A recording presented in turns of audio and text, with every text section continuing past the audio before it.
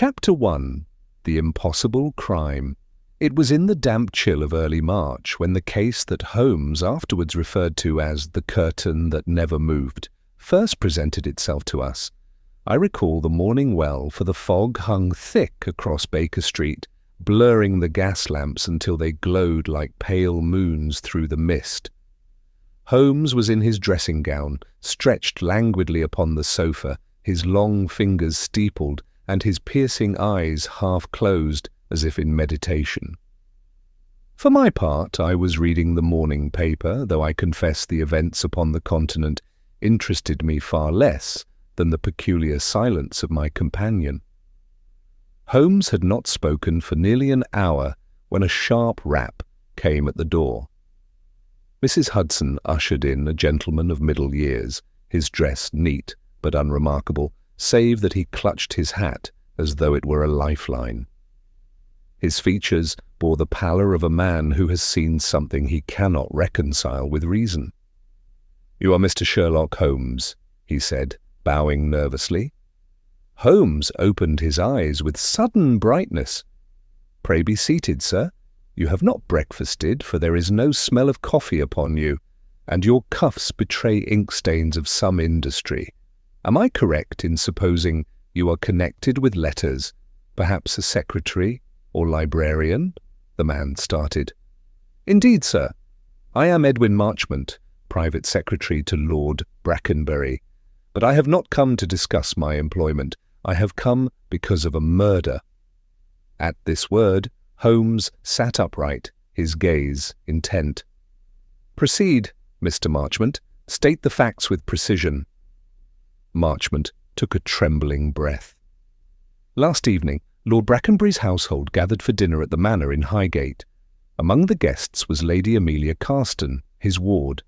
After dinner she excused herself, saying she felt faint. She went to her chambers. An hour later she was found dead, strangled by her own silken sash." Holmes's eyes narrowed. "And the curtain?" Marchmont swallowed. "That is precisely it, sir. Her chamber window looked upon the gardens. The French curtains were drawn, and by every account they never moved, yet the sash was tightened round her throat in such a manner that suggests the assailant stood behind her, but the door was locked on the inside and no key has been found." I laid down my paper, astonished. "A locked room, Holmes! How could such a deed be accomplished?" Holmes rose and paced the carpet. "A locked door, curtains unmoved, and a silken sash. You perceive the elements, Watson? There is artifice here. Continue, Mr. Marchmont." "The servants swear no one entered. The windows are high, and the sill bears no mark of entry. Lady Amelia was young, scarcely 22, and beloved by all. She had no enemies that we know of. Lord Brackenbury is beside himself with grief. He bade me seek you at once, for the police mutter of suicide, though none who knew her could believe it." Holmes halted suddenly, his eyes gleaming. "The police, as ever, prefer the obvious. But curtains that never stirred are eloquent, my dear Watson. They speak of something more subtle." He turned to our visitor. "You observed the body?" "Yes, sir. She lay upon the carpet, her hands limp at her sides. There was no sign of struggle, no bruise, save the cruel mark about her throat. And the sash? It was drawn tight, knotted once behind her neck." Holmes resumed his pacing. "A sash knotted from behind, in a room where none might stand behind her. A puzzle most intriguing. Did she wear jewels?" "Only a modest locket, containing a miniature of her late mother." Holmes paused at the mantelpiece, tapping his fingers lightly. "There lies a story, Watson, though its lines are blurred. Mr. Marchmont, I shall accompany you to Highgate this very afternoon. Meanwhile, you will inform Lord Brackenbury that Sherlock Holmes does not accept impossible crimes. There are only crimes whose mechanism has yet to be revealed." Marchmont exhaled with relief. "Thank you, sir. I knew if anyone could pierce the mystery, it would be you." Holmes inclined his head. Do not thank me yet. The curtain that never moved may conceal more than mere fabric. It may conceal a hand most cunning. After our visitor departed, Holmes turned swiftly upon me. Watson, prepare yourself. This case will not be solved by brute force of evidence, but by the delicate unravelling of appearances. I suspect we shall find that the stillness of those curtains is the very key to the matter. Mark it well. Thus began the affair of the curtain that never moved, a case which was to test Holmes's faculties to their very edge and place us in the midst of one of the strangest intrigues ever to trouble London's fog-bound streets. Chapter 2. Holmes and Watson's First Discussion. We left Baker Street shortly after luncheon, the fog having lifted somewhat, though the sky remained overcast with a dull heaviness that seemed to press upon the city. Holmes walked with brisk energy, his coat drawn tightly round him, while I struggled to match his long stride. There was a gleam in his eye I had come to recognize, an eagerness born not of mere curiosity, but of the intellectual challenge such a case presented. "You perceive, Watson," he said as we hailed a cab, "that the matter hinges not upon violence, but upon impossibility. A woman strangled in a room locked from within, curtains unmoved, no sign of intrusion. To the ordinary policeman, it suggests despair and self-destruction. Yet despair does not knot a sash behind the neck." "You mean she could not have tightened it herself?" I asked, as we settled inside the cab. "Precisely. Consider the mechanics, my dear fellow. To strangle oneself with a sash knotted firmly at the back is most improbable. A suicide leaves traces of hesitation, slackness in the knot, markings of a struggle against the act. Here we have a neat, decisive ligature executed with purpose." I frowned, recalling the account. "But if not suicide, then how? The servants swear no one entered, the windows show no tampering, and the curtains—" "Ah!" Holmes exclaimed, raising a finger. "The curtains. Do not let the stillness deceive you. Often it is in what does not move that truth resides. Tell me, Watson, what does an unmoving curtain signify? That the window was never opened?" "Exactly. And if the window was not opened, then entry from without is eliminated. Yet if no one passed through the door, where does that leave us?" "In utter bewilderment," I admitted. Holmes smiled faintly. "Then we are on the correct path, for the heart of deduction lies in confronting the impossible until only the truth remains." The cab rattled northward through the streets, past the bustling markets and into quieter lanes, where the houses grew larger and more stately. Holmes sat in silence, his eyes half-lidded, but I knew better than to assume inaction. His mind was working furiously, piecing together fragments of testimony, considering the physics of knots, the psychology of despair, the geometry of a room sealed from within. "Marchmont's account," he said suddenly, "was precise, yet I sensed a reticence. Did you note his hesitancy when speaking of Lady Amelia's locket?" "I did," I said. "But surely a trinket could have little bearing on her death?" "Never dismiss a trifle, Watson. The history of crime abounds with instances where a jewel, a letter, or a scrap of fabric has unmasked the villain. I suspect that the locket may prove more than an ornament."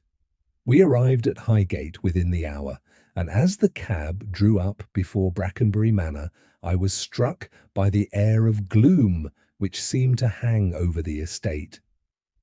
The house itself was a handsome Georgian structure, its windows shuttered against the dull light. Servants moved quietly about the grounds, their expressions solemn. Lord Brackenbury received us in a dimly lit study, his countenance pale and drawn. He was a man of advancing years, yet there was vigour still in his bearing. He greeted Holmes with a firm handshake, though his voice trembled as he spoke. "Mr. Holmes, you come at a time of great sorrow. Amelia was a daughter to me. To think she met such an end within my own walls, it is unbearable." Holmes inclined his head gravely. "You have my sympathies, my lord. Yet it is precisely within these walls that the truth lies hidden. I must be permitted to see her chamber exactly as it was found." Brackenbury assented, and we were led upstairs by Marchmont, who awaited us anxiously. As we mounted the steps, Holmes questioned him further. "You say the sash was knotted behind the neck. Who first discovered the body?" "One of the maids, sir. She brought water to the chamber, and, finding the door locked, grew alarmed. When no answer came, she summoned Lord Brackenbury." Together they forced the door. "And the key?" Holmes asked. "Gone, sir. We searched everywhere. It was not upon her person, nor in the chamber." Holmes' eyes gleamed. A vanished key, most instructive.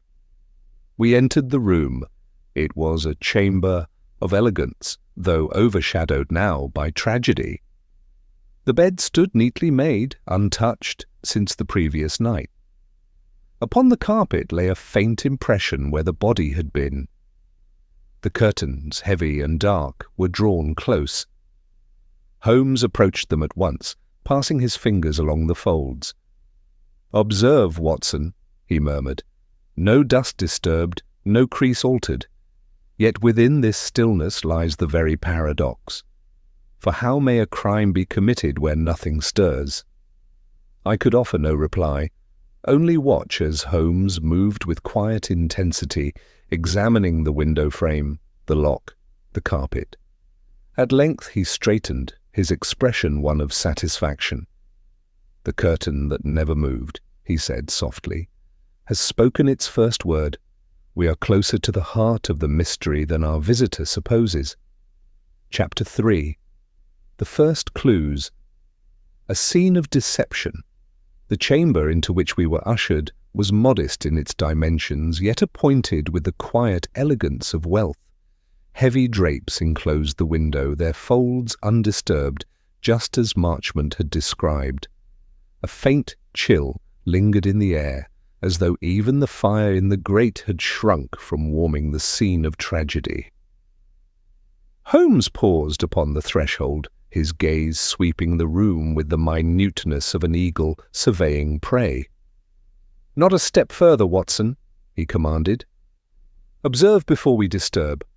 The first glance must be pure, unsullied by our presence. Already the servant's tread has done mischief enough." I stood beside him, scanning the chamber. A writing desk stood near the window, scattered with half-filled pages. A porcelain basin rested upon a washstand, water within still clouded faintly as if recently used. The bed was perfectly made, the coverlet smooth. Only the dark indentation upon the carpet told of Lady Amelia's last repose.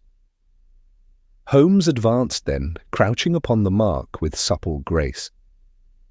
"Note the alignment," he murmured. Her body lay angled toward the door, not the window. That alone belies certain notions. He examined the carpet fibres, running a finger lightly across them. No scuff, no scramble. Death came swiftly, without struggle. Marchmont hovered anxiously near the door. "That was precisely what struck us, sir. She seemed resigned."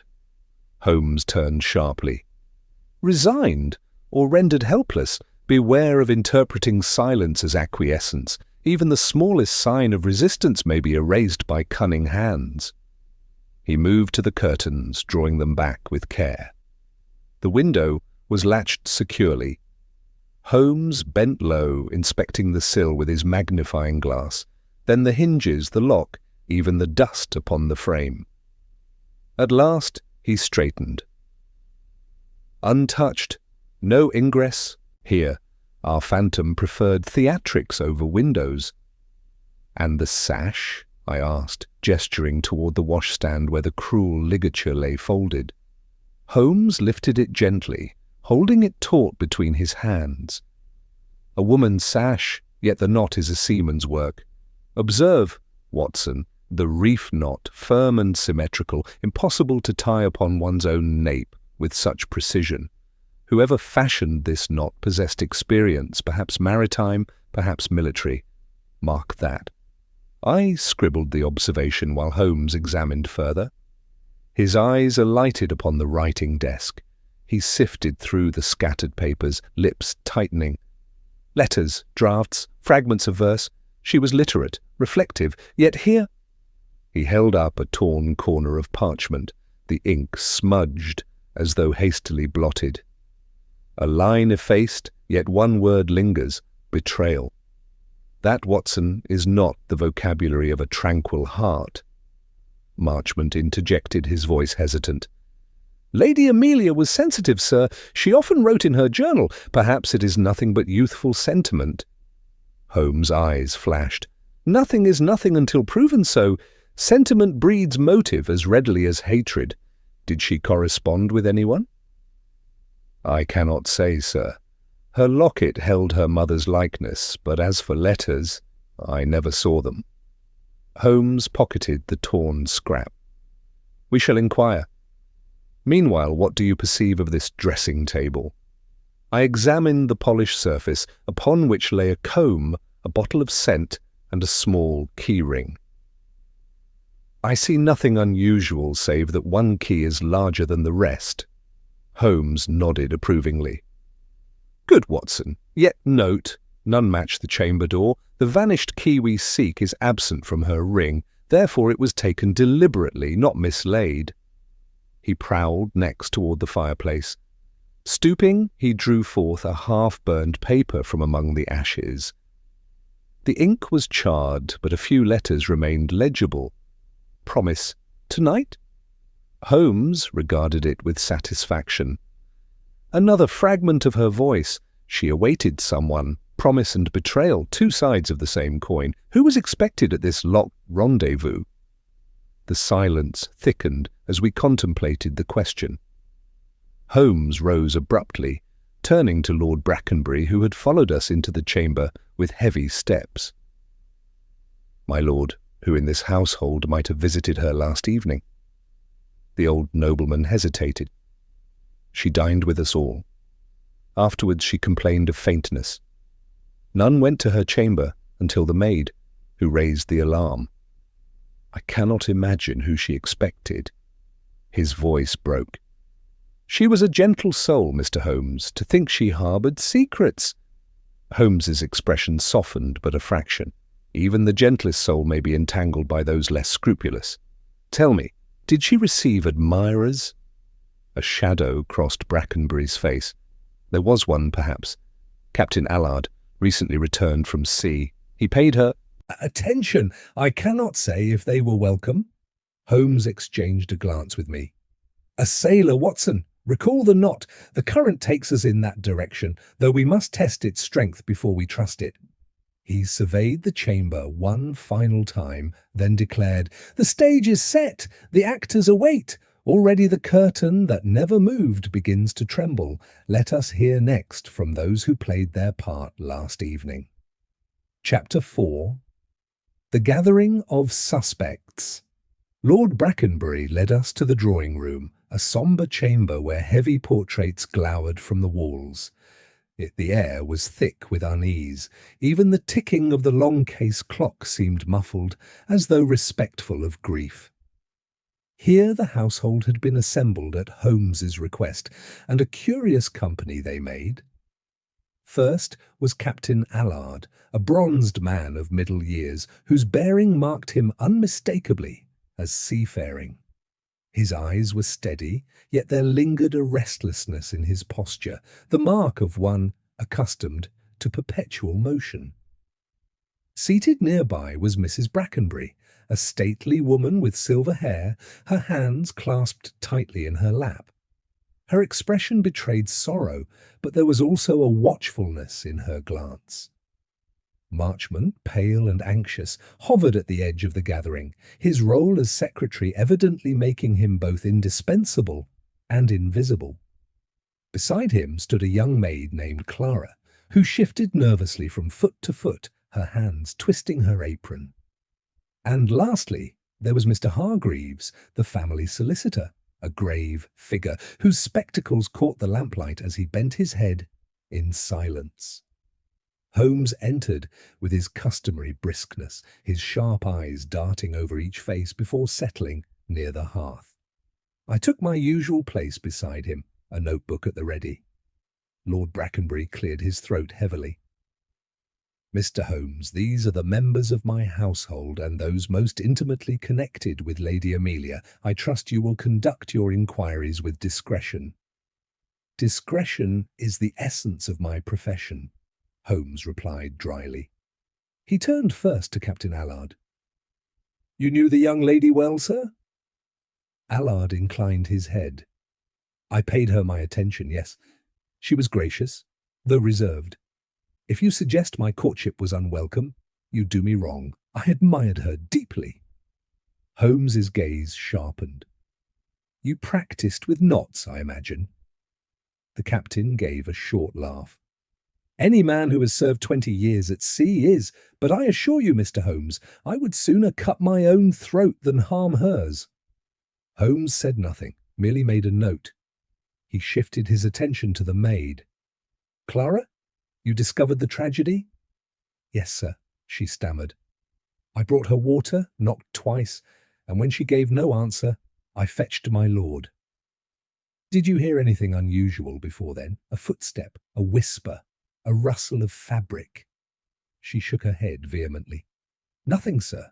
The corridor was still stone. Holmes studied her closely, then passed on to Mrs. Brackenbury. Madam, did Lady Amelia confide in you? The older woman hesitated. She was affectionate, but private. She had lately seemed troubled, lost in thought. Once I pressed her, and she merely said all will be settled soon. I thought it was a youthful fancy. Holmes inclined his head gravely. And you, Mr. Hargreaves? The solicitor adjusted his spectacles. Lady Amelia was to inherit a considerable fortune upon her marriage. Until then, her affairs were overseen by Lord Brackenbury. I know of no discord, though fortune, alas, often breeds envy. A spark lit Holmes's eyes. Inheritance, courtship, secrecy? It is a potent mixture. Tell me, Lord Brackenbury, who besides Captain Allard might have sought her hand? The old man sighed. Several young gentlemen admired her, but none so persistently as the captain. She was not yet engaged. Holmes began pacing slowly, his hands clasped behind his back. Each of you presents a fragment of the picture, yet none explains the locked door, the vanished key, or the curtains that refuse to stir. Somewhere among these details lies deception. He wheeled suddenly upon Marchmont. And you, sir? You were quick to seek me out. Why? The secretary faltered. Because, Mr. Holmes, the police spoke already of suicide, and I could not bear such a stain upon her memory. I knew you would see deeper. Holmes's gaze lingered on him. Perhaps, or perhaps you feared the police might stumble too near the truth before a more subtle investigator could shape the narrative. We shall see. A ripple of tension moved through the room. Holmes let the silence hang before resuming in his measured tone. I shall require each of you to provide a full account of your movements after dinner last night. Detail, not sentiment, is our need. For in detail lies discovery. The gathering dispersed reluctantly, each to prepare an account. Holmes remained by the hearth, his eyes fixed not upon the fire but upon the drawn curtains. Watson, he murmured, observe them well. The curtain that never moved binds these people together more firmly than any family tie. Until we learn why, we remain blind. Chapter 5. First Suspects. The red herring. Holmes insisted we begin our inquiries with the simplest of accounts, for he held that clarity was best achieved by sweeping away the obvious before confronting the obscure. Captain Allard was therefore summoned first to the library, where Holmes seated himself by the window, the faint light outlining his hawk-like profile. I took my usual position with notebook in hand while Allard stood with arms folded, his seaman's confidence evident even amid tragedy. "Let us hear your movements, Captain," Holmes began. "From the hour Lady Amelia retired until the discovery of her body." Allard's gaze did not waver. "After dinner, I joined Lord Brackenbury in the smoking room. We conversed until near midnight. Then I took my leave and walked alone in the gardens for some air. I came inside shortly before the alarm was raised." "You did not approach Lady Amelia's chamber?" "Certainly not. I respected her privacy." Holmes tapped his fingers lightly upon the table. "And yet, Captain, you admit to walking in the gardens. The window of her chamber overlooks them. Did you glance up?" "I may have," Allard conceded. "But the curtains were drawn. I saw no movement, no light." Holmes leaned forward. "Did you notice whether the curtains shifted in the night air?" The captain frowned. "The air was still, sir. They did not move." Holmes's eyes gleamed. "Exactly." He made a note and then gestured for Allard to wait outside. Next entered Clara, the maid. She curtsied timidly, her hands trembling. Holmes regarded her with an expression of benign severity. "Clara, speak plainly. Truth, however small, is more valuable to me than 1,000 embellishments." "Yes, sir," she whispered. "After dinner, I cleared the plates, then helped Mrs. Brackenbury with her shawl. I retired early, but was called again to fetch water for Lady Amelia. That was when I found her." "You heard nothing unusual?" "No, sir." "Yet the door was locked. Did you try it?" "I did, but it would not budge." Holmes fixed her with a piercing gaze. "Tell me, Clara, did Lady Amelia ever speak of Captain Allard to you?" She hesitated. "Only once. She said he was kind, but that she did not wish to be hurried." Holmes dismissed her with a nod. "Very well. That will do." When she had gone, Holmes turned to me. "Note her words, Watson. Kind but hurried. It suggests reluctance, perhaps even resistance. But does reluctance equate to murder? Hardly. The captain is too obvious, a red herring, if ever one swam in troubled waters." Marchmont followed, pale and restless, his ink-stained fingers betraying a nervous habit. Holmes wasted no time. "Your turn, Mr. Marchmont. Where were you?" "In my study, sir, preparing Lord Brackenbury's correspondence. I worked late into the night." "Alone?" "Yes." Holmes raised an eyebrow. "And yet you were the one to fetch me this morning. A loyal act, or a convenient opportunity to direct the investigation?" Marchmont's voice trembled. "I swear upon my honour I had no hand in this horror. Lady Amelia was dear to us all." Holmes studied him keenly. "Dear perhaps, but not equally. Affection, jealousy, inheritance, these things twist loyalty into strange shapes. You may go, Mr. Marchmont, but remain within call." As the secretary withdrew, Holmes murmured to me, "He is uneasy, Watson. Whether from guilt or fear, we must yet decide." Lastly came Mr. Hargreaves, the solicitor. He sat stiffly, his long fingers clasped. "I had business papers to review," he said. "I retired early and rose, only when summoned at the alarm." Holmes regarded him thoughtfully. "Are you aware that Lady Amelia's fortune becomes available upon marriage?" "Of course, sir."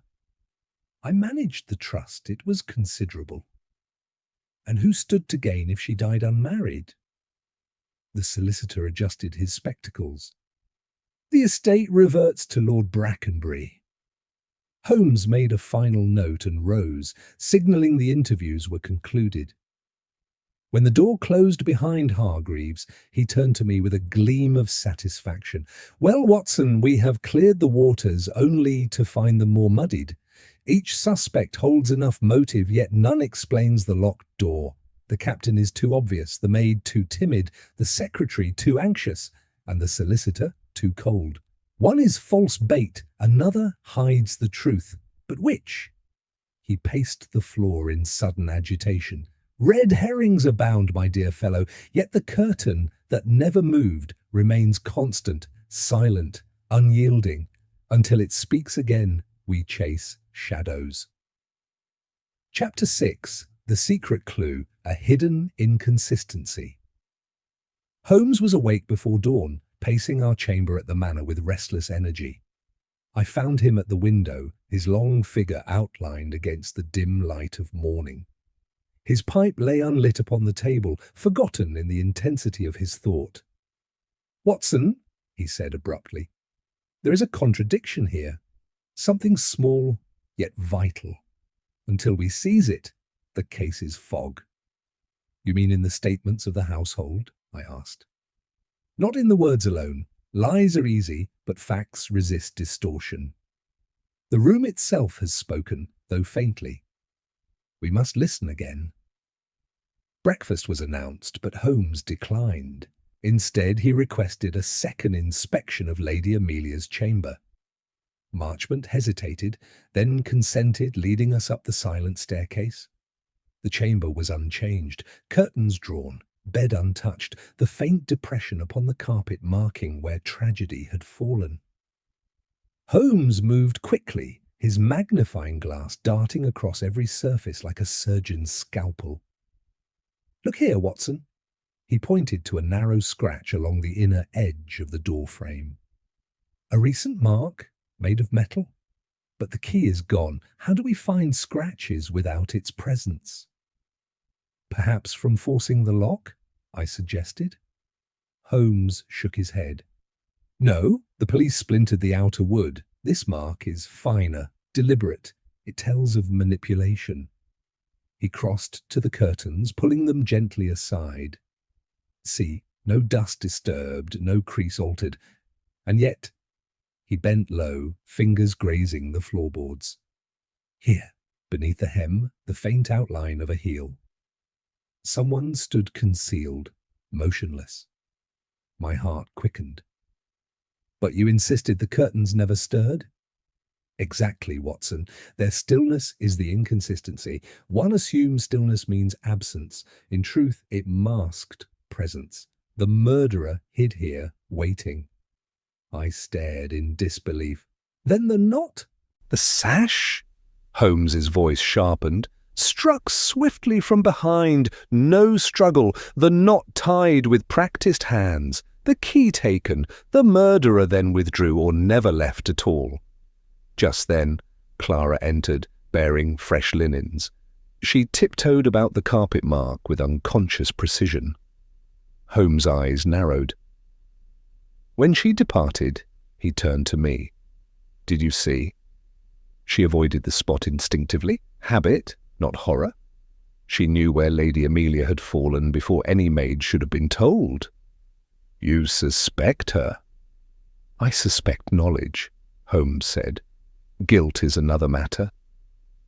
He moved to the desk, rifling through scattered sheets. At length he drew forth a fragment I had overlooked. It bore hurried words, half-torn. "Do not trust the one who waits." Holmes's face grew taut with satisfaction. "There, Watson, the inconsistency. Lady Amelia feared betrayal, yet admitted someone secretly. She expected this visitor, yet dreaded them. That is why the curtains never moved until it was too late." He folded the scrap carefully, his eyes gleaming. "One among this household is both trusted and waiting. The curtain concealed them once. It may conceal them still. In another guise, the puzzle grows clearer." Holmes replaced the scrap in his pocket, straightening with sudden vigour. "Come, Watson, the stillness of the curtains has spoken at last. We must now set our trap for the one who waits." Chapter 7. The crime grows stranger. By the following evening, the atmosphere within Brackenbury Manor had grown more oppressive, as though the very walls absorbed suspicion. The servants moved with hushed steps, glancing over their shoulders while the family gathered in uneasy silence. Holmes, however, appeared invigorated, his lean figure darting from corridor to chamber, his eyes alight with a kind of fierce amusement. "Watson," he remarked as we walked together along the upper hall, "the case is beginning to stretch itself like a snake stirring from slumber. The more it coils, the more striking the contradictions become." I frowned. "You mean the torn note? Or Clara's peculiar knowledge of the carpet mark?" "Both, and more besides. Consider, my dear fellow, Lady Amelia wrote, 'Do not trust the one who waits.' Who waits, Watson? The maid waits upon her mistress, the secretary waits upon his master, even the solicitor waits upon fortunes. The phrase could point to any."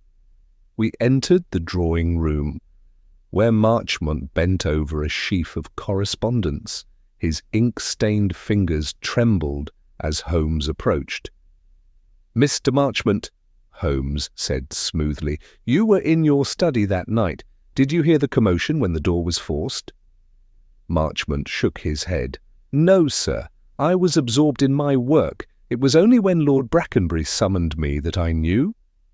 Holmes's eyes lingered. "Absorbed indeed, and yet you found time at dawn to hurry to Baker Street.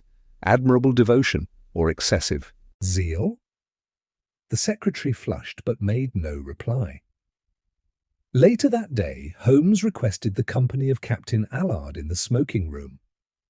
The seaman complied with visible irritation. "Captain," Holmes began, "you told us you walked in the gardens. Did you notice anything? Light in the windows, a sound from above?" Allard exhaled. "Nothing but silence. The curtains were drawn, the night calm." Holmes's gaze sharpened. "Too calm, perhaps.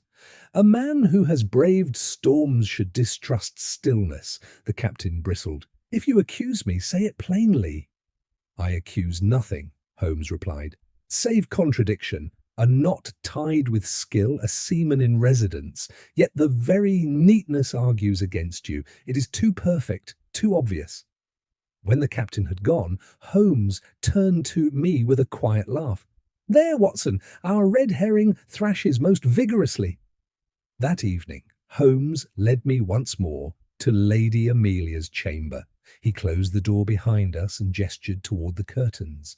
"Observe again. Imagine yourself hidden here, waiting. The door locked, the key pocketed. Lady Amelia enters unsuspecting. A swift movement, a sash tightened, the deed complete. Yet then, what? How to depart without stirring the drapes? I attempted to picture it, shivering as I did so.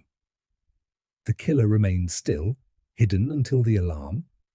Possible, but dangerous. Unless the killer had confidence, none would suspect. He bent suddenly and retrieved something glimmering near the skirting board. It was a tiny bead, pale green, scarcely larger than a pinhead. Holmes held it aloft in triumph. "Glass, Watson? From a necklace, perhaps?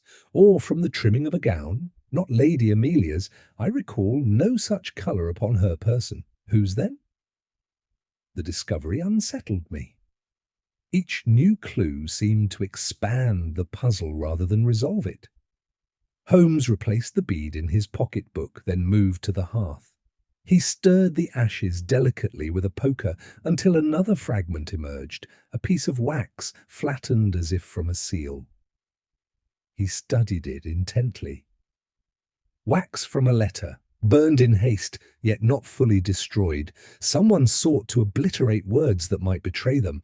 Letters, Watson, are the arteries of secrets. We must trace their flow. As we left the room, Holmes's mood was one of fierce satisfaction. The crime grows stranger, but strangeness is the ally of truth. We have a bead, a scrap of wax, and a note that speaks of betrayal. Together they weave a pattern. Soon we shall glimpse its design. That night, as we retired, I confessed my unease. "Holmes, every clue only deepens the mystery. I cannot see the path forward." He smiled, lighting his pipe at last. "Patience, Watson. Darkness before dawn is thickest. Already the curtain begins to stir. When it moves, the truth will blaze forth." Chapter 8. Holmes tests a theory. On the following day, Holmes displayed that particular restlessness which I had learned to associate with the birth of an experiment. He spoke little at breakfast, his long fingers drumming impatiently upon the table, his eyes fixed on some invisible pattern only he perceived. At last, he rose abruptly. "Watson, the moment has come to test a theory. A case such as this cannot be solved by speculation alone. We must coax the truth into the open." "And how do you propose to do so?" I asked, alarmed by the gleam in his eye. "By recreating the crime, step by step. Only in imitation may we find the flaw that unmasks the hand behind it." He requested Lord Brackenbury grant him privacy in Lady Amelia's chamber. The old nobleman, weary with grief, agreed readily, perhaps desperate for progress. Soon Holmes and I stood once more within that oppressive room, its heavy curtains still drawn as though mourning. "Now, Watson," Holmes instructed, "we must place ourselves precisely as the actors did. You will take the part of Lady Amelia. Stand near the writing desk." Though uneasy, I complied. Holmes positioned himself behind the curtain, his lean frame vanishing into the folds with startling ease. "Do you observe?" came his muffled voice. "One may conceal oneself entirely if one remains perfectly still. The curtain need not move an inch." I glanced nervously at the door. But how was the attack achieved? The fabric stirred faintly, and suddenly Holmes emerged, sash in hand. In an instant he had looped it about my shoulders, drawing it snug from behind. "See, with swiftness, silence, and skill, the knot may be tied before resistance is offered. The victim falls," he released the pressure, "and the assailant vanishes once more behind the curtain, unseen." I shivered despite myself. "But then, Holmes, the locked door remains. How was it managed?" "Precisely the point of my experiment." He moved to the door, examining the lock with a craftsman's eye. Producing a thin blade from his pocket, he inserted it delicately. With a twist, the latch clicked. "You perceive, Watson? A simple tool suffices to secure the door from within before departure. The true mystery is not how the door was locked, but why the key itself was taken. That act was deliberate, designed to perplex." I nodded slowly. "So the impossibility was contrived." "Indeed. The curtain, the lock, the vanished key, stage effects, Watson, to enthrall the police. But stage effects betray their author. We must now ask, who among our company possesses both skill with knots and access to such a tool?" Before I could answer, Holmes bent suddenly, retrieving from the floor a thread I had not noticed. It was of fine green silk, twisted and frayed at the end. He held it beside the bead discovered earlier. "They match," he declared. "The bead belonged to the same garment as this thread, but Lady Amelia owned no such clothing. Whose attire then shed it?" A knock at the door interrupted us. Clara, the maid, entered timidly with fresh water. Her eyes widened at the sight of Holmes crouched by the hearth, thread in hand. "Ah, Clara," Holmes said smoothly, "tell me, have you ever owned a gown trimmed with green silk?" She shook her head, flustered. "No, sir, never." "Curious," Holmes murmured, slipping the evidence into his pocket. "You may go." When she had gone, I turned to him in astonishment. "Holmes, do you mean—" "I mean nothing yet, Watson, but threads, beads, and wax seals do not lie. They are silent witnesses, awaiting the moment when their testimony condemns the guilty." He stood, his expression resolute. "The theory holds. The curtain hid the assailant. The sash was the weapon. The lock was trickery. Only the vanished key remains unexplained. When we discover its resting place, the mask will fall." That evening, as the household gathered uneasily for supper, Holmes leaned toward me with a low whisper. "We are close, Watson. One final inconsistency will bring the truth crashing down. Tonight, perhaps, the curtain that never moved will at last betray its master." Chapter 9. A second attempt. The culprit strikes again. The storm that evening seemed to mirror the unease within Brackenbury Manor. Rain lashed the windows, and the wind moaned through the chimneys like some restless spirit. The family gathered in the drawing-room, but conversation was scarce. Suspicion hung in the air more heavily than the smoke from the fire. Holmes sat apart, his eyes half closed, yet I knew he missed nothing. It was near 10 o'clock when the first cry shattered the uneasy quiet. Clara burst into the room, her face white as the lightning beyond the panes. "Sir, Lord Brackenbury, someone has tried the door to Lady Amelia's chamber." At once Holmes was on his feet, darting into the hall. We followed, my heart pounding. At the top of the stairs the corridor lay in shadow, the single lamp flickering. The door to the chamber stood shut, its lock rattling as though tested from outside. Holmes sprang forward, flinging it open. The room was empty, silent as the grave. Yet the curtains swayed faintly, though the windows remained latched. Holmes strode across, thrusting the fabric aside, but nothing hid there. "You see, Watson," he cried, his voice fierce. "The curtain moves tonight.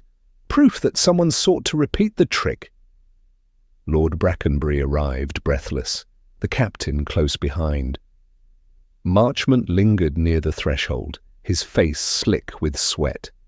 Holmes wheeled upon them, his gaze burning. "Which of you passed this corridor?" None answered at first. At last the captain growled, "I was in the library until summoned. I came no nearer than the stairs." Marchmont stammered, I was in my study, I swear." Holmes's eyes narrowed. "And you, my lord?" Brackenbury shook his head, bewildered. "I was with Mrs. Brackenbury. We heard the cry together." Holmes examined the door with swift precision. "The lock has been tampered with again. See here, Watson, the faint scratch newly made. Someone tested whether our vigilance had slackened." He turned suddenly to Clara. "You were the first to raise the alarm. How did you come to be here?" Her hands twisted the apron nervously. "I was carrying linen, sir. I saw a shadow near the door and heard the rattle. I cried out at once." Holmes studied her keenly, then moved to the curtains once more. "The wind alone could not stir them. The window is secure." Someone brushed past in haste, forgetting stillness. That betrays their presence. He straightened, his expression grim. "This proves, Watson, that the murderer has not fled. They remain within these walls, desperate and reckless. The crime has grown stranger, yet also clearer. Tonight was a second attempt, whether to recover something hidden or to mislead us further, we shall learn." After dismissing the household, Holmes paced the chamber in agitation. "Do you note, Watson, the significance? To repeat the act is perilous, yet necessary if some object remains concealed. What could it be but the missing key? The culprit fears its discovery." I nodded, excitement stirring within me. "Then we must search at once." Holmes held up a hand. "Not yet. Better to let our adversary guide us. They believe themselves unseen. We shall use that belief. I intend to set a watch this very night." And so, after the household retired, Holmes and I concealed ourselves within the study opposite Lady Amelia's door. The storm outside masked every creak, every sigh of the old house. We waited in silence, the hours crawling past. It was near 2 when Holmes's hand gripped my arm. A shadow moved along the corridor, pausing at the chamber door. In the faint lamplight I glimpsed a figure bending low, tool in hand. The lock clicked softly. Holmes sprang from our hiding place.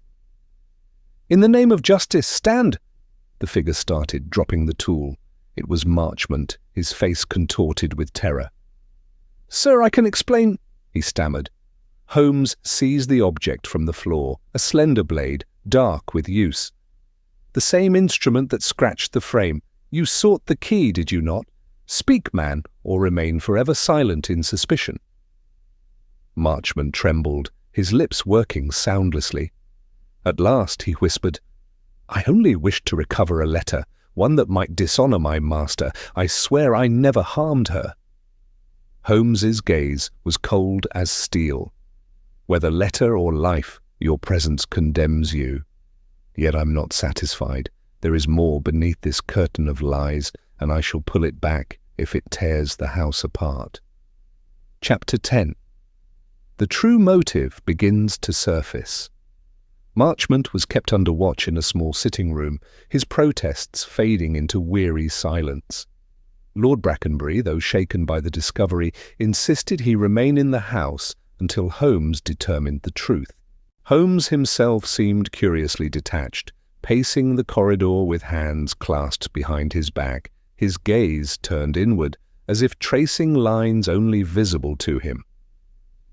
"Watson," he said at length, "Marchmont is not the hand that tightened the sash. He is a frightened pawn who stumbled into the wrong chamber at the wrong time. His purpose was concealment of papers, not murder, yet his intrusion reveals the pressure building within this house." "Then who remains?" I asked. "Captain Allard, the solicitor, perhaps even the maid?" "Precisely. Each stands beneath suspicion, but motive is our compass. Let us follow it." The following morning Holmes convened the household once more, though his manner was less interrogative than before. Instead, he encouraged conversation, letting words flow freely. It was during this gathering that the first hints of motive emerged. Mrs. Brackenbury, her voice low and tremulous, spoke of Amelia's unhappiness in recent weeks. "She was troubled, Mr. Holmes," I pressed her, but she would not confide. Only once did she say, "It must end soon." I feared it was her health, but now— She broke off, tears in her eyes. Holmes inclined his head gently before turning to Captain Allard. "You admired her greatly, sir. Did you offer her marriage?" The captain straightened. "I did, but she asked for time. I respected her wishes." "Time?" Holmes echoed. "Or hesitation? Did you know her fortune depended upon marriage?" A flush spread across the sailor's bronzed face. "I am no fortune hunter. My affection was genuine." Holmes merely nodded, his eyes unreadable. He then addressed Mr. Hargreaves, the solicitor. "You managed her estate. Was there any unusual transaction of late?" The man adjusted his spectacles. "Only the usual disbursements. Lady Amelia's fortune remained untouched, awaiting her majority or her marriage." Holmes pressed further. "And if she died unmarried?" The trust reverted to Lord Brackenbury as stipulated. A silence followed this statement, the weight of inheritance settling heavily upon the room. Holmes observed each face, noting every flicker of expression. Later, as we walked together in the gardens, I confessed my unease. "Holmes, the matter of fortune casts suspicion in all directions. How are we to separate truth from greed?"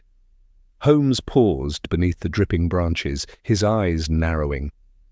"By distinguishing the motive of gain from the motive of fear. Consider Amelia's note. Do not trust the one who waits. That is not the voice of a woman fearing robbery. It is the cry of one betrayed in affection. Love, Watson, not gold, is the key." I stopped short. "You mean the murder was born of passion?" "Of passion, yes, but cloaked in calculation. Someone sought not merely her silence, but the destruction of trust itself. Only betrayal could drive her to pen such a warning." That afternoon, Holmes examined Amelia's locket more closely. Within the delicate clasp he found not only the miniature of her mother, but also a faded curl of hair, tied with green silk thread, the same shade as the bead discovered in her chamber. "You perceive the connection," he said quietly. "The green thread binds locket and bead, memory and murder. The one who waits is linked to this colour. The revelation troubled me deeply. But who among them wore green?" Holmes slipped the locket back into its case. That, Watson, is the question we must answer. Until then, the motive glimmers, but is not yet grasped. That evening, as thunder rolled once more across the city, Holmes sat with me in the library. His gaze was fixed upon the storm, yet his voice was steady. We have reached the edge of the veil. Passion, inheritance, secrecy, each has played its part. But beneath all lies the true motive. It is beginning to surface like a reef beneath a receding tide. Soon it will stand exposed, sharp enough to wreck the vessel of lies that sails above it. He turned suddenly, his eyes alight with that fierce brilliance I knew so well.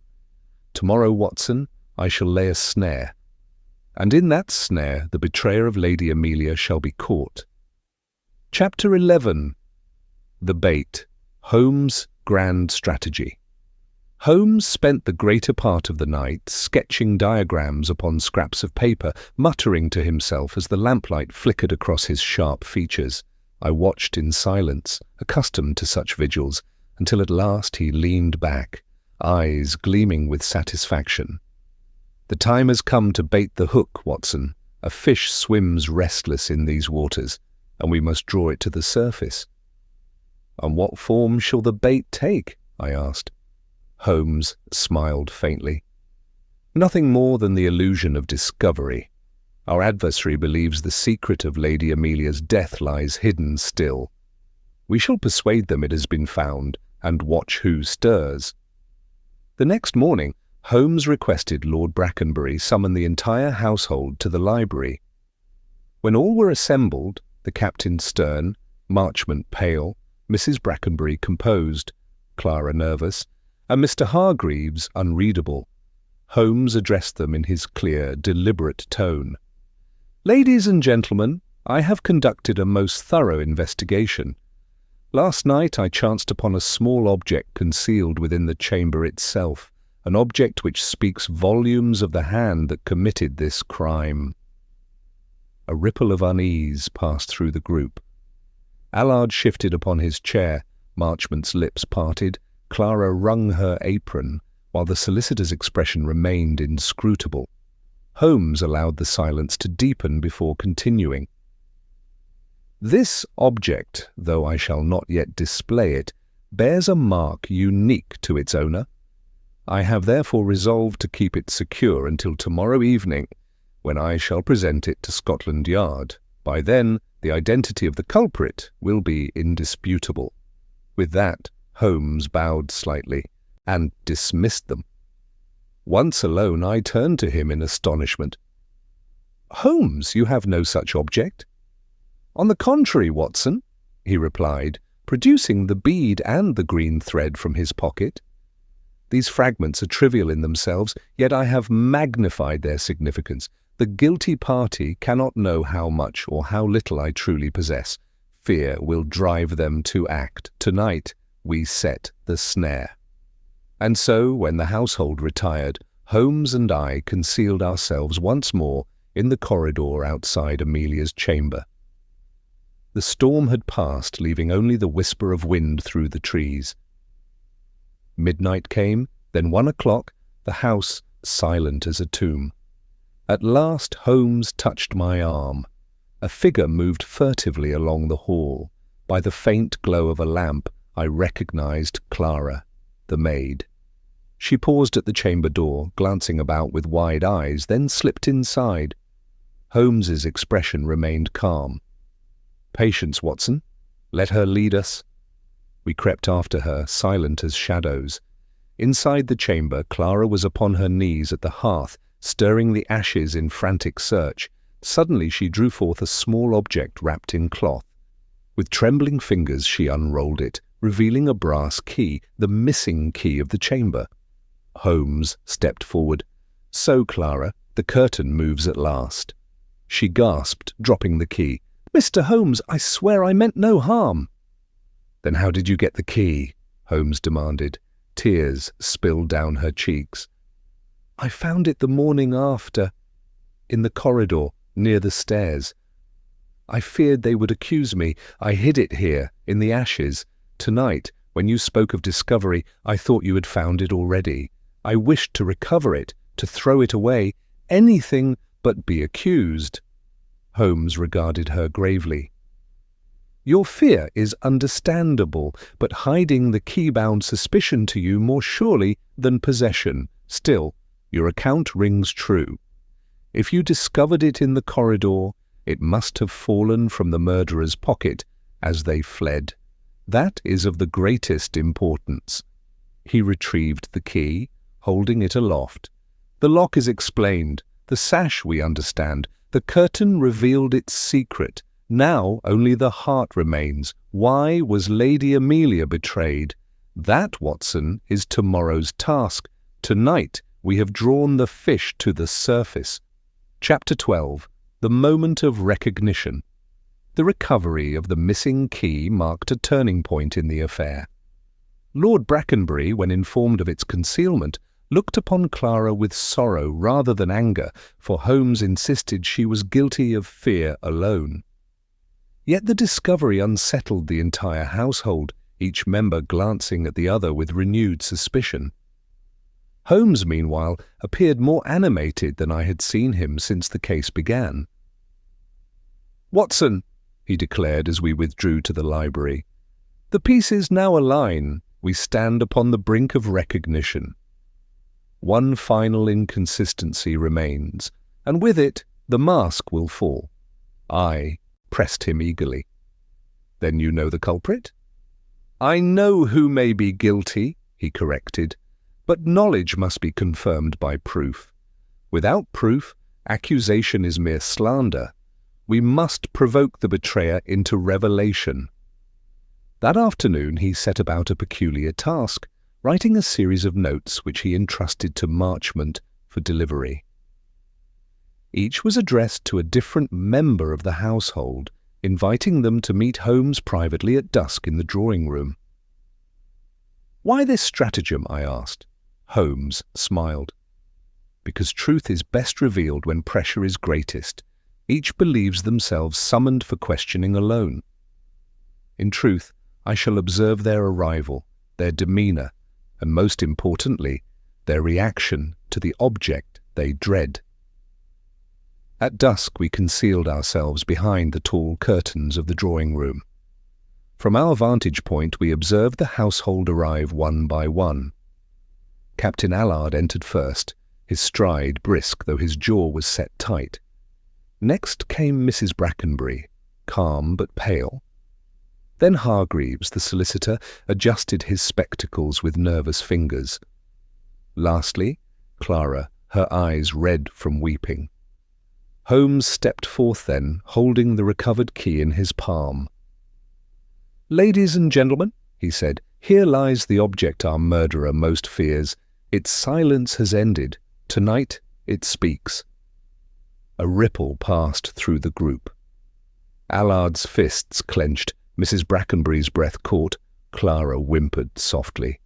Only Hargreaves remained rigid, though his hand trembled upon his cane. Holmes's eyes flashed.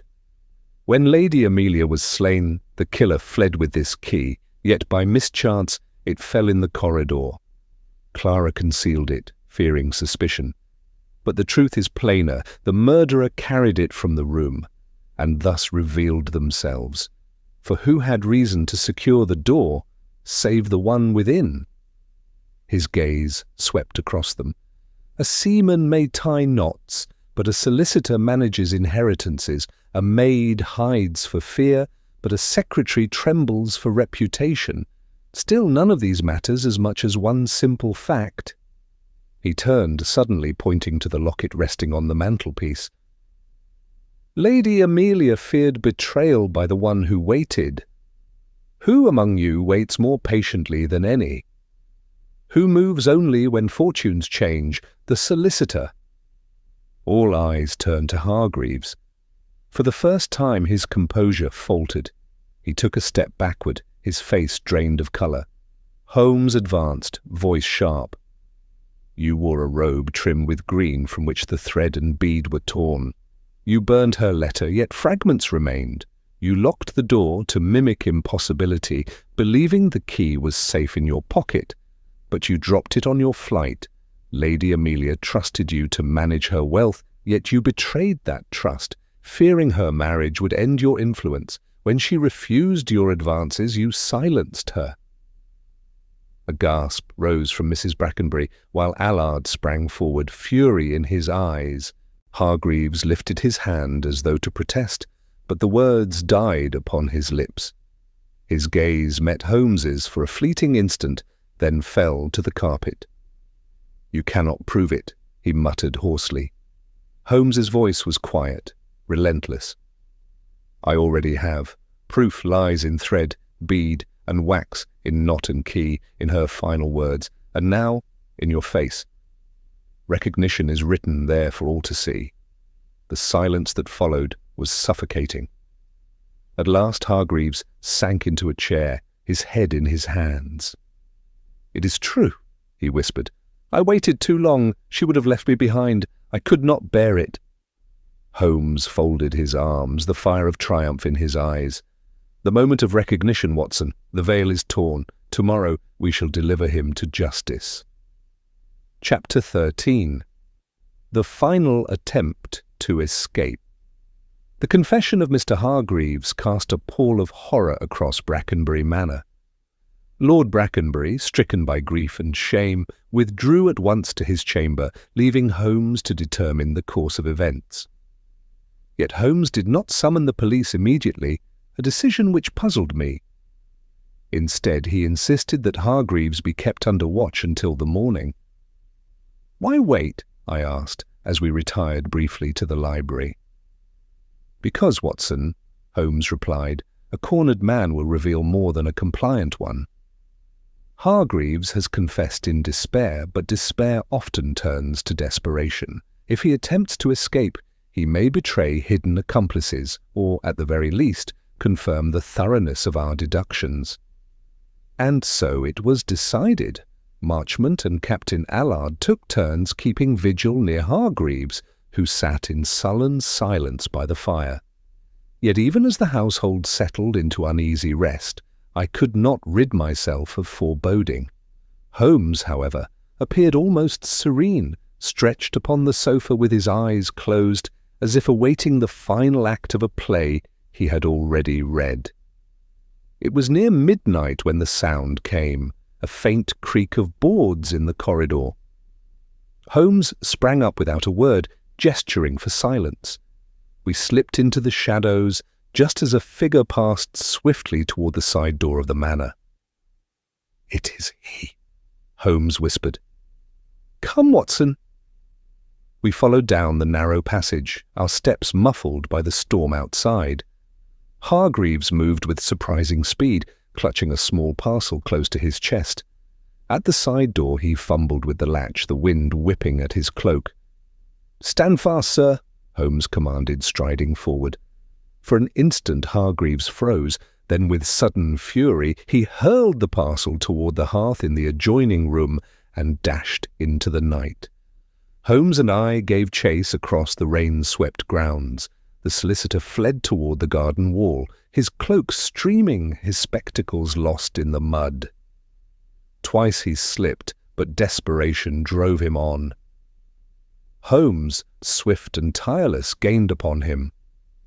I followed with less grace, my boots sinking into the sodden earth. At last, near the wall, Holmes leapt, seizing Hargreaves. Chapter 14. Holmes closes in. The final clue revealed.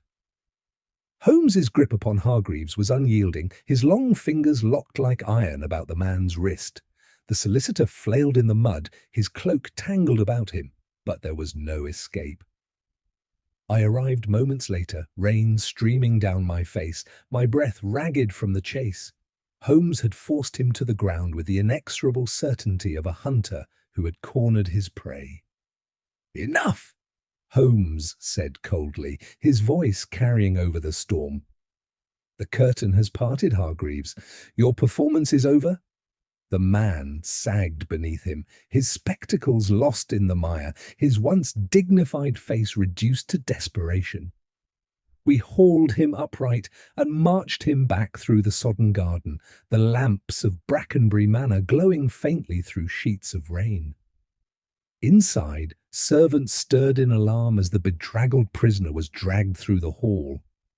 Lord Brackenbury appeared, candle in hand, his grief-lined face tightening with anger as he beheld the man he had trusted most. Holmes wasted no words. "Confine him in the study, double the guard. Desperation makes clever men reckless." Captain Allard and Marchmont obeyed, each gripping an arm, while Hargreaves stumbled forward with sullen silence. The door shut behind him, bolts sliding into place. Holmes turned immediately to the hearth, where the solicitor, in his last attempt at concealment, had flung a small parcel. It lay smouldering, half-singed by the fire's breath. With delicate precision, Holmes unwrapped the scorched cloth.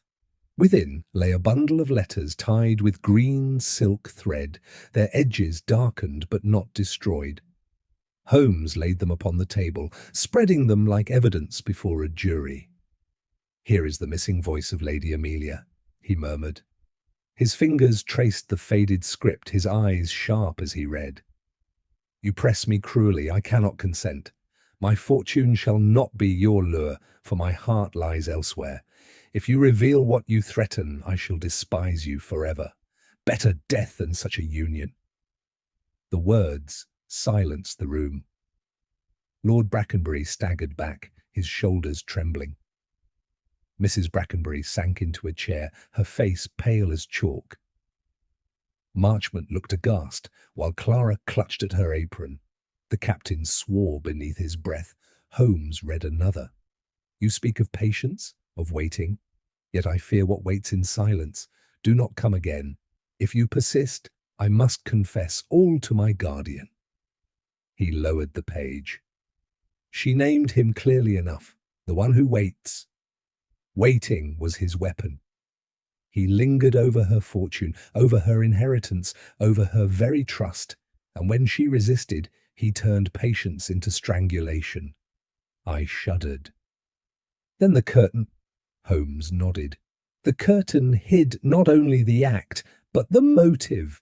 Behind those folds he crouched with her letters, intending to recover them when the deed was done. He carried them away, bound in wax and thread, but in his haste he left fragments, the bead from his robe, the smear of wax, the torn scrap of warning. They spoke more eloquently than witnesses. He crossed to the chamber once more, beckoning me to follow. Kneeling by the drapes, he showed me where hardened wax still clung faintly to the hem. "Here, Watson." He pressed the packet within the fabric as he struck. The weight of silence hid it. The curtain never moved because he had mastered stillness. Yet stillness betrayed him, for when he returned to retrieve the letters, fear overcame skill. The fabric shifted, and tonight, at last, it told the truth. We returned to the library where the household waited, their faces drawn and pale.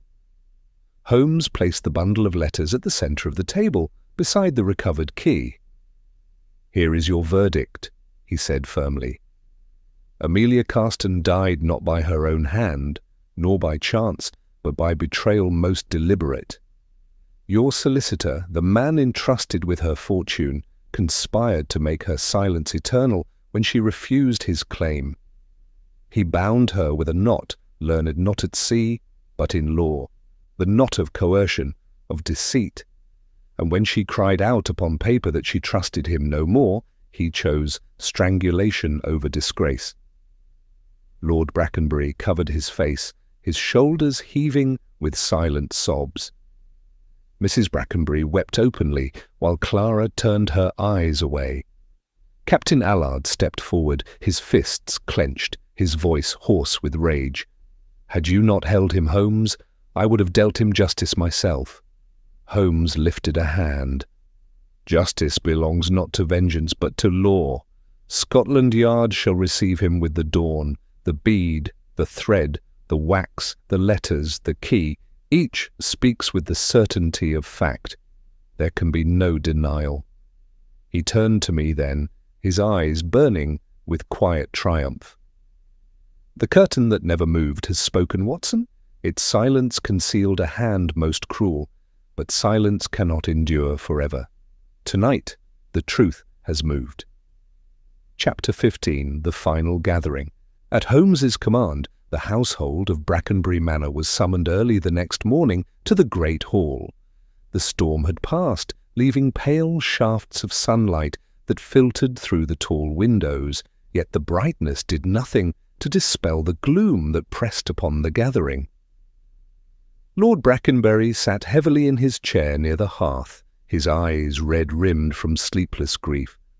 Beside him was Mrs. Brackenbury, silent and pale, a handkerchief twisted tightly between her hands. Captain Allard stood near the mantel, stiff-backed, his face set in grim lines, while Marchmont lingered in the shadows, his fingers twitching with nervous energy. Clara, the maid, hovered at the far end of the chamber, her gaze flitting from face to face. At last, under guard, the solicitor Hargreaves was brought in, his once dignified appearance reduced to dishevelment. Holmes entered last, his stride measured, his keen eyes sweeping across the assembly with the assurance of a man who held the truth entirely. He carried a leather case beneath his arm. Without a word, he placed it upon the long table, then stood straight and spoke in a voice that rang through the hall. "Ladies and gentlemen, the time has come to strip away shadows. We have listened to conflicting words, studied gestures, weighed silences, and examined trifles. At last, the pattern stands complete. This morning you shall hear it whole."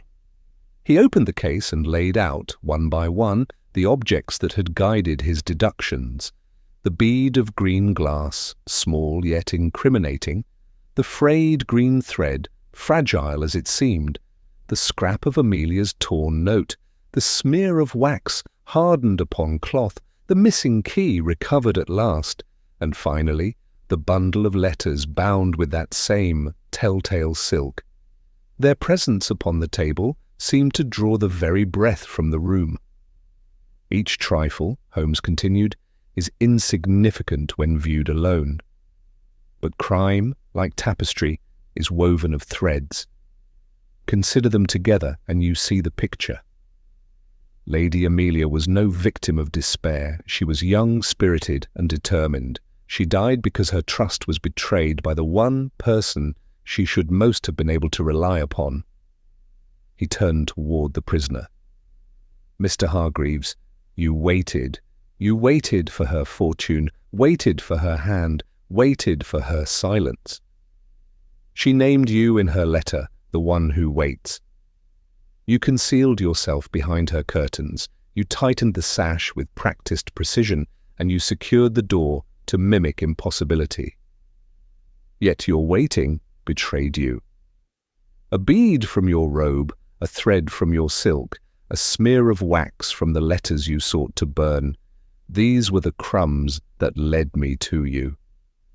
A gasp rose from Mrs. Brackenbury, her hand flying to her mouth. Lord Brackenbury buried his face in his hands. Captain Allard swore softly, his fists clenched. Clara whimpered, shrinking into herself.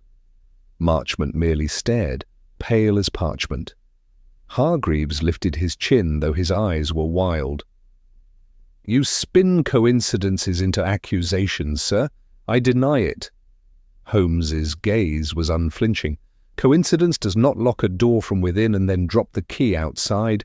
Coincidence does not tear silk from its garment and leave it in a dead woman's chamber. Coincidence does not confess in flight, nor attempt to burn letters in desperation. You may deny with words, but your actions scream truth." Holmes turned to the others. "Captain Allard, you stand clear. Your skill with knots was a temptation to suspicion, but your loyalty shines true. Clara, your fear led you astray, but you were no murderer. Your instinct to hide the key came from terror. not guilt. Marchmont, your loyalty to your master was clumsy but not criminal. The guilt lies here, with the man who twisted law into a weapon and patience into a crime." Lord Brackenbury raised his head, his voice hoarse with anguish. "Hargreaves, you were trusted more than any. How could you bring such ruin upon my house?"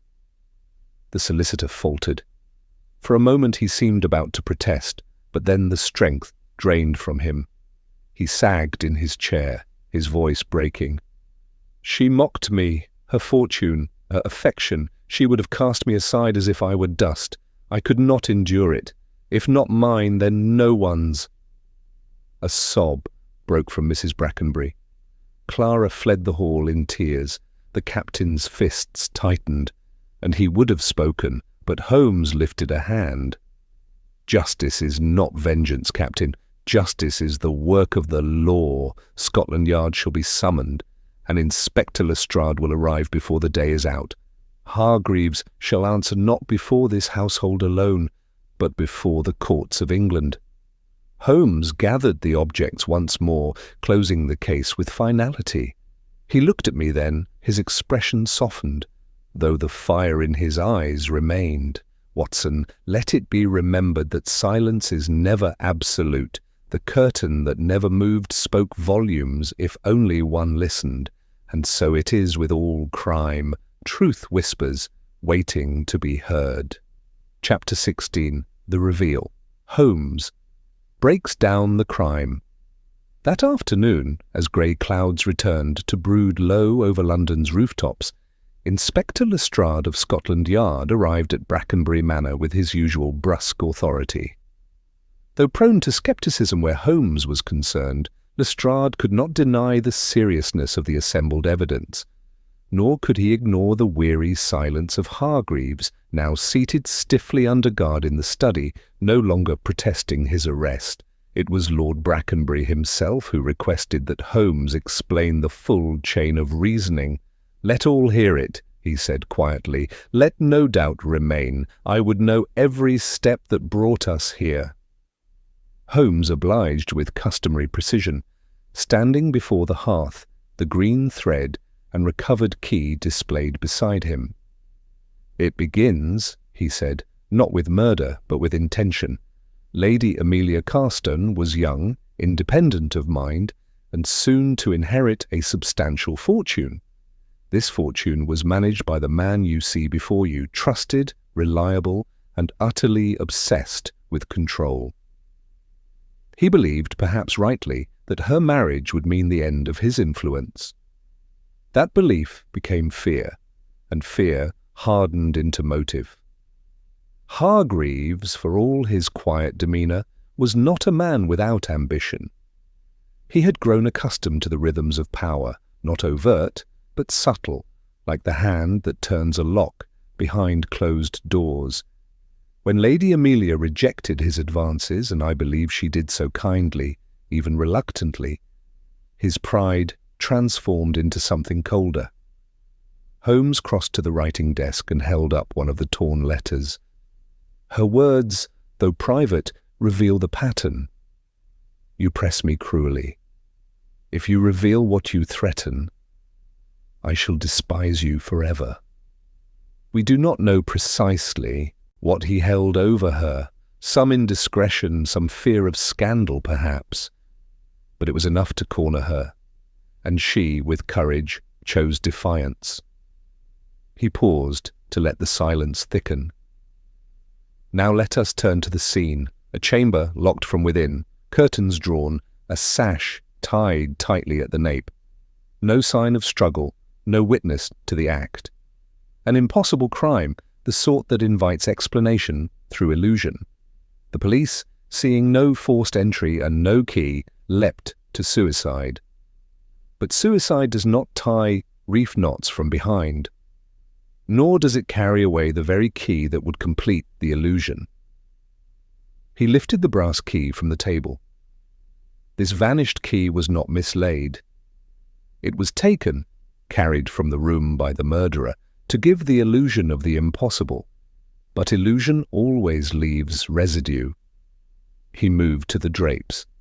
Here, the curtains that never moved, the only detail every witness recalled. They were still, undisturbed. Yet in that stillness lay concealment. Behind these heavy folds a man could crouch without detection. Hargreaves did just that. He waited there, likely with the letters in his coat, before the crime, perhaps intending only to coerce her one final time, perhaps even hoping she would yield. He turned back toward the room, his voice tightening. But something broke at that moment. She may have laughed, she may have turned away, she may have said with full clarity that she would tell the Brackenburys everything, and then he acted. Holmes demonstrated with the sash, looping it swiftly about an imaginary neck, a practiced motion, from behind, a reef knot, firm, quick, final. There was no struggle, no time for one. He knew what he was doing. He lowered the sash slowly. Afterwards he arranged her gently on the carpet, pocketed the key and vanished again behind the curtain. His plan was to lock the door from inside, using a slender blade or pick to manipulate the bolt before escaping. But in that moment of flight, something failed him. Perhaps he was startled, perhaps he fumbled. Either way, the key dropped. Clara found it the next morning and, fearing discovery, hid it. Thus the illusion was not complete. The impossibility began to fracture. Holmes now gestured to the remaining clues. A bead from the hem of his robe, left beneath the curtain. A green thread clinging to the locket. Hardened wax within the drapery, where the letters had once been concealed. And finally, the letters themselves, half burned in desperation, when he feared I had found them. Lestrade, leaning against the doorframe, let out a low whistle. Well, Mr. Holmes, I must admit it's neat. Damned neat. I'd not have seen half of it. Holmes inclined his head. Because, Inspector, you seek evidence that shouts, I listen for what whispers. Stillness, silence, absence. These are not voids, but shape. The curtain did not move, and that in the end was the loudest clue. He turned back to the Shai gave Brackenburys. The letters reveal her fear. The key proves the lock was a lie. The curtain shows where he waited. And the knot, that sailor's knot, tells us this was no accident, no impulse, but a methodical act. Lord Brackenbury rose slowly. And justice? Will it come? Holmes nodded. Scotland Yard has more than enough. There will be no clever defence, no escape through lack of motive. The story is whole. The curtain has moved. Hargreaves, silent through the entire account, now leaned forward. His face was grey, his voice dry. She was going to marry that seaman. She would have buried everything I gave her, everything I built. I was nothing. Holmes regarded him evenly. Then nothing is what you have become. He turned and stepped toward the window, the light catching his sharp features. Outside, the trees stirred gently in the wind, and the drapes at last fluttered slightly in the breeze. I told you, Watson, Holmes murmured. The curtain never moved until it had to. Chapter 17. Outcome and Justice. It was 3 days later, under a low ceiling of slate-grey clouds, that Holmes and I watched from a distance as Mr. Elias Hargreaves was led in irons through the gates of Newgate Prison.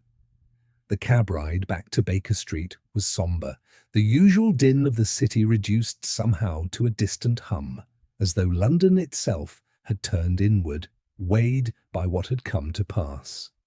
Holmes said little. He sat with his chin resting on one long finger, his gaze turned out the window, but unfocused, as though studying something far beyond the carriages and chimneys. When we arrived, Mrs. Hudson greeted us with quiet sympathy, having heard, no doubt, something of the affair.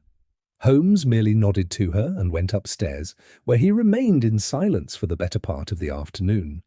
I busied myself with notes, reconstructing the case from memory, while it remained vivid. It was near dusk when Holmes finally spoke. "Watson," he said, not turning from the fire, "do you consider justice a fixed quantity, or does it bend with circumstance?" I looked up from my pages, startled. Surely, Holmes, justice is an ideal, something we pursue, even if imperfectly? He nodded once. And yet I cannot help but feel that our achievement was not so much justice served as tragedy exposed. I stood and approached the hearth. You saved others from harm, you uncovered the truth, you gave Lady Amelia back her dignity. Is that not justice? Holmes considered for a moment, then offered a faint smile. Perhaps. And yet, it is a bitter kind. No triumph here, only the quiet settling of dust after a long silence. He rose, stretching his limbs with the ease of a man who had been still too long. "Come, Watson, let us walk." We stepped out into the fog and moved through Marylebone's winding streets. The lamplighters were at their work, their flames flickering like cautious thoughts. Holmes walked without aim, his hands behind his back, his pace neither hurried nor slow. Eventually we found ourselves crossing Hyde Park, the mist rolling low across the grass like smoke. "I received a letter from Lord Brackenbury this morning," Holmes said, as we passed under a canopy of damp trees. "He and his wife have left the manor and taken refuge at their estate in Dorset. They intend never to return." "I don't blame them," I replied. "The place will forever bear the shape of that night." Holmes nodded. "Yes. Memory lingers in walls, Watson. Some structures absorb more than sound, they carry echoes." We walked in silence for several paces before Holmes continued. "Do you know what struck me most about Hargreaves in the end?" I shook my head. His capacity for waiting, he built his crime not upon impulse but upon delay. Every action he took was a seed planted long before. He groomed trust, he played the quiet man, and when his moment came, he moved not with fire, but with calculation. There was a bitterness in Holmes' voice that I rarely heard. I knew that tone. It was not the pride of a mystery solved, but the ache of one too long concealed. Back at Baker Street, we found a telegram awaiting Holmes. It was from Inspector Lestrade. Hargreaves confessed all. Letters match ink from his chambers. Key scratches on the frame, a line with his blade. Full report filed. Justice satisfied. Lestrade Holmes read it, folded it carefully, and slid it into a drawer without a word. Later that evening, after a quiet supper, he returned to the sitting-room with his violin. He played not one of his usual sharp, analytical fugues, but something softer, melancholic, almost reverent. The notes curled through the air like drifting ash. "Will you write it up?" he asked after a while. "I already have," I said, "though I imagine I'll keep it unpublished. Some stories do better in the shadows." Holmes gave a faint, approving nod. "There is dignity in withholding." Over the following weeks, the affair gradually faded from the public eye. The newspapers reported it with the usual bluster. "Murder behind the curtain," they cried. But the deeper sorrow of the tale was never truly grasped. To the world, it was another locked-room mystery unravelled by Sherlock Holmes. But to those of us who had walked those corridors, who had seen the knot upon the girl's throat and the fear in Clara's eyes, it was something else. It was the cost of silence. The weight of patience turned sour. Spring arrived, and with it came fresh cases. A missing gem in the East End, a forger operating out of Paddington. Holmes, as ever, took them on with enthusiasm. Yet I noticed, for a time, a quiet in him. Not depression, Holmes was rarely given to emotional collapse, but a thoughtful stillness, as though some small part of him had stayed behind at Brackenbury Manor, behind the curtain that never moved. One evening, many months later, I asked him whether he ever thought of Lady Amelia. He did not answer right away. He was staring at the fire, the bow of his violin resting lightly on his knee. "She wrote poetry, Watson," he said at last. I nodded. "Yes, you mentioned it. I read one of her fragments in the room. It was tucked behind the drawer. It said, 'To be unseen is not to be unloved. To be unheard is not to be untrue.'" He looked toward the window where the London fog blurred the lamps. I hope she knew someone was listening. Chapter 18. Holmes' Final Reflection. It was a late May afternoon, nearly 3 months after the resolution of the Brackenbury case, when I found Holmes once again drawn to his quieter moods. We had no pressing case, and London itself seemed content to drown beneath a sky of pale gold and drifting clouds. The fire had not been lit in 2 days, and the windows stood open, letting in the rare and gentle warmth. Holmes sat at the window seat in his shirt sleeves, a book open but untouched in his lap. From time to time he would glance toward the street, not in anticipation, but in contemplation, as though waiting for nothing in particular. I had learned not to interrupt these spells. They were not spells of melancholy, but rather reflection, periods when Holmes seemed to look inward rather than outward, retreating from deduction and evidence into the more intangible corridors of thought. "You're thinking of her again," I said at last. Holmes did not look at me. "Amelia Carston," he replied softly. "Yes." I set aside the newspaper I'd been pretending to read. "You've solved dozens of more elaborate crimes since then. What is it about that case that still lingers in your mind?" He was quiet a long time before answering. "It wasn't the method," he said, "though the method was elegant, nor the locked room. That puzzle has been done and will be done again. What haunts me is the stillness of it all, the terrible stillness." He finally looked at me, and there was an uncommon weight behind his gaze. "There was something different about that room, Watson. Something I haven't felt before or since. A silence that wasn't empty. A kind of presence, as though the air itself remembered the moment of her death." I nodded. "You once said the curtain told the whole story." "And it did, or rather it held it. That heavy velvet, the way it concealed the murderer, the letters, the wax, even the thread, everything. But it also concealed her, her voice, her refusals, her courage." He returned his eyes to the street, where a boy was rolling a hoop past a vendor's cart. "She was brave, you know. Most people in her position, young, dependent, closely observed, would have caved under pressure. But she resisted. She chose the truth, even if it frightened her. And that resistance cost her everything." I did not reply. I sensed that Holmes was speaking now less as a detective, and more as a man reckoning with what he could not control. He reached into a drawer and retrieved the green thread we had found in Amelia's chamber. "I kept it," he said. "I don't know why. Perhaps I felt it wasn't merely evidence." He handed it to me. "Go on." I took it carefully. It was shorter than I remembered, perhaps an inch or two, frayed at both ends. A pale green, once vibrant, now dulled with age, a shred of silk, a single line in a much larger story. "She tied her mother's hair with this," Holmes said. "It was inside the locket. That thread had meaning to her. It connected memory to love. That's what Hargreaves didn't understand. He saw it as a token, but it was something sacred. He desecrated it." He rose suddenly and began to pace, his steps slow but deliberate. "Do you recall what she wrote in the fragment I found in her drawer?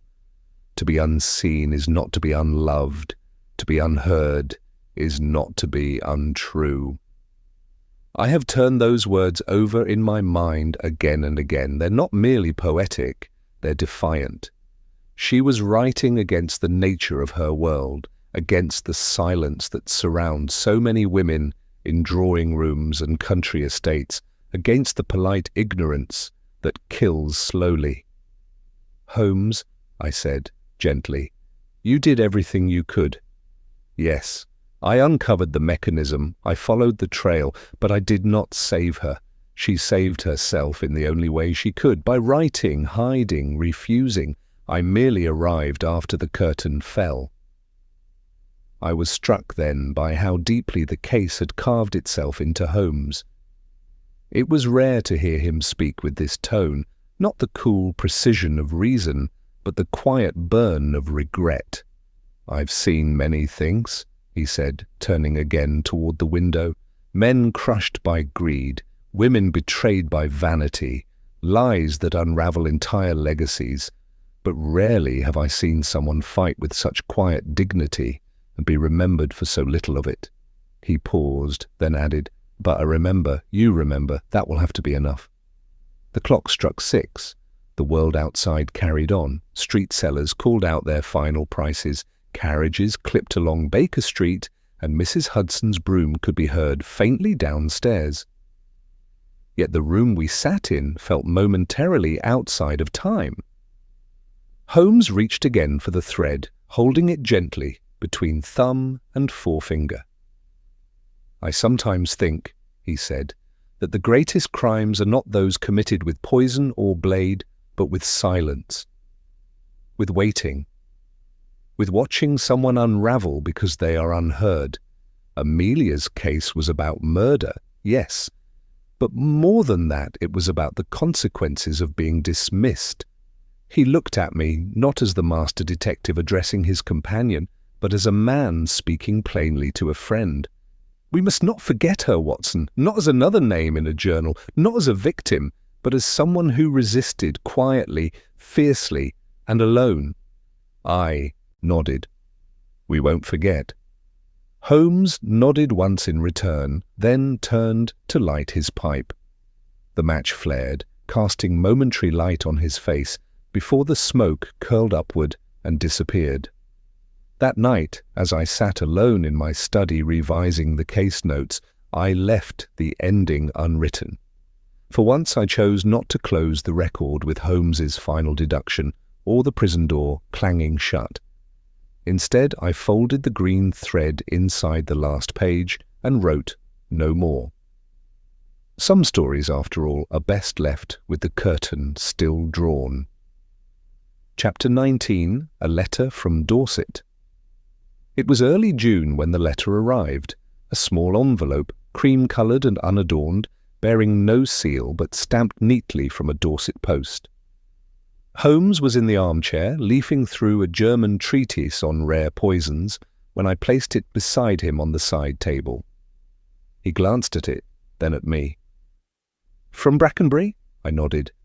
The handwriting is Lady Brackenbury's, a soft hand but measured. He opened it slowly. The paper inside was smooth, scented faintly with lavender, and the words written in dark, steady ink. I leaned back and waited while he read in silence. I knew better than to interrupt. After several minutes, Holmes folded the letter carefully and set it in his lap. He did not speak at first, but there was something in his expression that resembled a sigh, unspoken but full of weight. "Well?" I asked gently. "She thanks us," Holmes said, "both of us, for seeing Amelia clearly, for not accepting the easy answers. She writes that Lord Brackenbury has taken ill, though not gravely. A slow illness of the spirit, she calls it. They have closed Brackenbury Manor permanently. It will stand empty." I let that settle. "Perhaps it's for the best." "Perhaps," Holmes murmured. "But I fear empty houses do not forget. They echo, Watson, and some echoes are not meant to fade." He stood and crossed to the window. Outside, London bustled with life, utterly unaware of the correspondence in his hand. "She included something else," he said, and held up a second slip of folded parchment. "Amelia's final poem, found beneath a drawer lining weeks after we left." He opened it and read aloud. "When silence is sharpened, It cuts like a thread, and stillness grows heavy where no words are said. I wrote on the curtain what no voice could show, that some truths hang softly and never let go. He lowered the paper and stared out the window for a long moment. "That last line," I said, "could have been yours." He gave a slight shake of the head. "No, Watson, I use logic like a lantern. She used silence like a blade." We spent the afternoon in quiet labour. Holmes resumed his study of chemistry, tinkering with vials and glass coils, while I prepared an article on the case for my private archive. I titled it "The Curtain That Spoke in Stillness," though I did not intend to publish it. That evening brought a curious moment. As I was sorting through correspondence by the hearth, Holmes, who had been silent for nearly an hour, spoke without lifting his eyes. "Would you like to visit it, Watson?" I looked up. "Visit what?" "Brackenbury Manor, one last time?" I hesitated. What purpose would that serve? He finally looked at me. Closure, perhaps, for us, for her. The idea stayed with me through the night. By morning, I agreed. 2 days later, we departed London by train. The journey was long but pleasant, the countryside glowing in early summer. Green fields swayed with poppies and rye, and the air smelled cleaner than it had in weeks. We arrived at a small Dorset station just before dusk, where a hired carriage took us the rest of the way. Brackenbury Manor appeared over the rise like a photograph developed in reverse. Elegant, familiar, but now drained of presence. The shutters were drawn, the gardens overgrown. A low wind tugged at the trees, and the house gave no sign of life. Holmes unlocked the front door with a key the Brackenburys had enclosed in their letter. We stepped inside, boots echoing in the vacant corridor. Everything had been left undisturbed, furniture sheeted, clocks stopped, the smell of wood and dust mingling in the air like the breath of memory. We did not speak as we climbed the stairs. Lady Amelia's chamber remained exactly as we had found it, save that the bed had been stripped and the curtains now hung open. The window overlooked the garden, its panes streaked with mist. A chair had been moved beside the fireplace, and I noticed a single dried flower pressed between the pages of a forgotten book on the writing desk. Holmes stood in the centre of the room, his hands in his coat pockets, his eyes scanning slowly, as if rereading something left behind. "I believe this is where she made her last decision," he said. He walked to the curtains, placing one hand gently against the fabric. "Even open, they hold weight." I moved to the writing desk and opened a drawer. It was empty, but inside, along the base, someone had written something in faint graphite, almost erased by time. I called Holmes over. He squinted, then took out his magnifying lens. "Remember me not as the one who died, but as the one who resisted," he read aloud. We stood in silence. At last Holmes replaced the drawer, turned, and walked to the hearth. There he crouched and added a single scrap of paper to the cold ashes, the poem Lady Brackenbury had enclosed. He struck a match and lit it. The flame burned small and steady. "Not as evidence," he said softly, "but as a remembrance."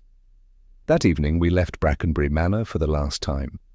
As the carriage pulled away, I looked back at the upper windows. In the fading light, the curtains seemed to stir, not in wind, but as though someone within had shifted slightly.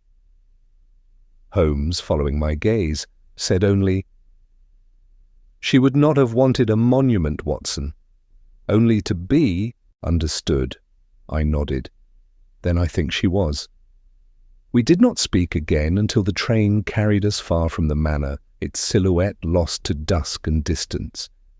But I believe something remained behind. Not grief, not a mystery, but presence. The kind that lingers not to haunt, but to remind. Even the quietest rooms remember those who refuse to be silenced.